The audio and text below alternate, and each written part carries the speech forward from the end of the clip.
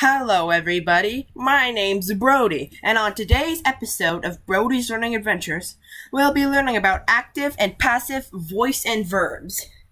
A verb can be either active or passive. When a verb is active, the subject of the sentence actually does something. Here's an example. Jessica hit the ball out of the park. Jessica does something to the ball. She hits it. Here are some more examples. Jose sang a song. Hyang performed the new dance. When a verb is passive, it means that something happens to the subject of the sentence. Here are some examples. The ball was hit out of the park by Jessica. Something happened to the ball. Jessica hit it. The song was sung by Jose. The new dance was performed by Hyang. When a verb in a sentence is an active verb, we say it in the active voice. When a verb in a sentence is a passive verb, we say it's in the passive voice. How to make a passive verb? Active verbs are simple. We just use the basic form of the verb in the proper tense. Examples: past tense, Kate walked; present tense, Kate walks; and future tense, Kate will walk. To make a verb passive takes another step. We add some form of to be to the sentence, such as is, was, or will be. Here are some examples. Past tense, the dog was walked; present tense, the dog is walking; and future tense, the dog will be walked. Just add to be verbs to make a verb passive. Active or passive? What should we use? Sometimes we have to use the passive voice. There may just be no other way to say something or emphasize something being acted upon. But in general, text sounds better when you use the active voice in active verbs. Would you rather read out someone who sits around and just lets things happen to them? Or would you rather read about someone who actually does stuff?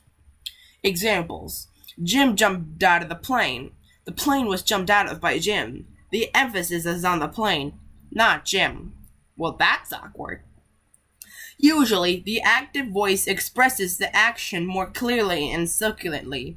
Unintentional passive sentences are usually really awkward. So whenever you can, make sure your verbs are active, not passive. Don't shift. Keep your verbs and voice consistent.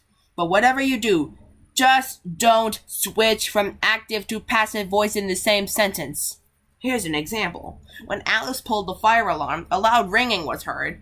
The pulled was active, but what was heard was passive, so it doesn't match. If you begin an active voice, make sure all your verbs are active.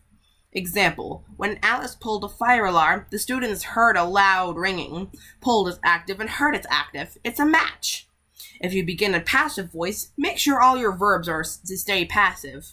Here's another example. When the fire alarm was pulled, a loud ringing was heard. Pulled as passive and was heard as passive, so they match. Here's a quiz to see if you've been paying attention. Which voice uses a form of the verb to be, active, or passive?